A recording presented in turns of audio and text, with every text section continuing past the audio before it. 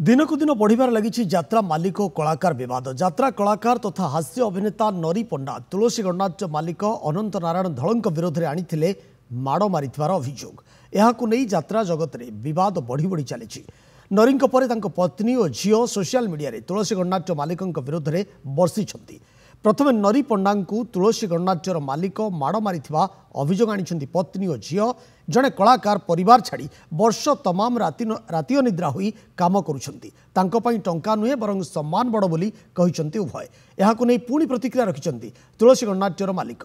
पूर्वर नरीपंडा यात्रा मालिकंकु बापा माँ कहूथबा बेले एबे जेउ व्यवहार करुछंती ताकू दर्शक देखुछंती। कलाकार मानक एभली व्यवहार आगामी दिन में यात्रा बंद हो जिवो।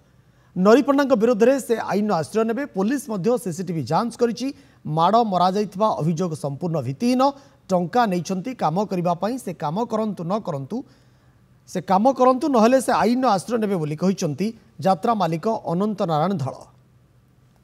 एगुरा मु किछु भय करनी से थाना अभियोग करबा ए करबा एटा मो पाखरे सीसीटीवी कैमरा अछि प्रमाण सहित अछि कोन अभियोग करदे हेजो ना कोन सेरा से कागु डरेबो से अलग से डर भय से सोरानी जे न्याय रे थबो से केन डरियो मु प्रस्तुत अछि मो समय आइले जदि न आसंती आमे लीगल प्रोसीजर हिसाब रे जाउछु।